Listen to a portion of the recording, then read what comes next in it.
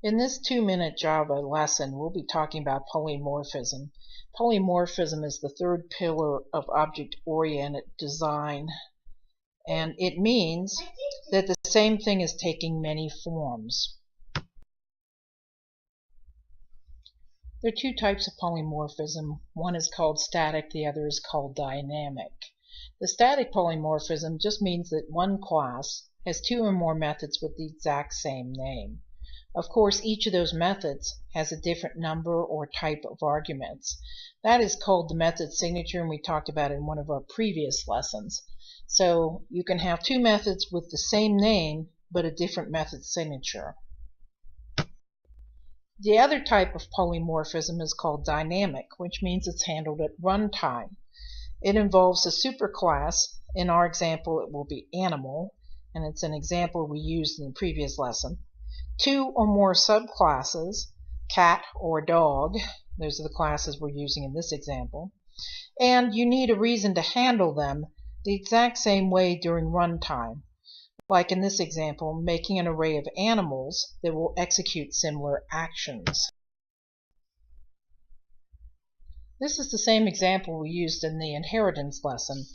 Here the base class or superclass is called animal. It has a breed and it has a name. In addition to that, it has some accessor methods to allow you to get at the name and breed, and some mutator methods, which are the setter methods that allow you to set the name and breed. In addition to that, it has two constructors, and it has one simple method which allows it to make a sound. You can see here the two subclasses. Cat simply extends animal, as does dog.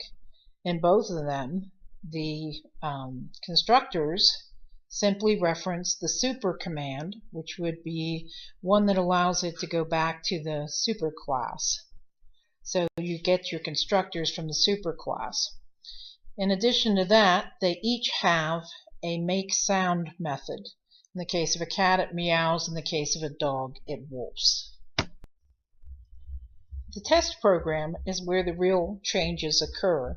Here we're using polymorphism. So you haven't changed any of the classes that we used in the inheritance example, but we do change the test program, which is now going to use polymorphism. First we make an array of the super class, which is animal. So we make some array called animals. It has 5 different animals in it, but we haven't specified what they are. Now, when we make the cat and dog instances of those animals, we make a cat, then a dog, then a cat, and then 2 dogs. We give them each individual names and individual breeds. Now we go ahead to a for loop which prints out that array, but it doesn't print out a cat and a dog. It prints out an array of animals. So we treat them generically as animals. This is an example of polymorphism because we're using the superclass to get at the subclasses and to treat them uniformly. Here we show the output, which shows you that the program does work. Now keep in mind, I can make as many classes of animals as I wish. I could make a giraffe, I could make elephants, I could make alligators, I could make mice. And every one of them could be put into the animal array and cycled through it and allow them to make their sound at a certain predetermined time. So this is very extensible. It's a way to reuse the code that is basically in the animal class and allow it to use it generically for any type of animal.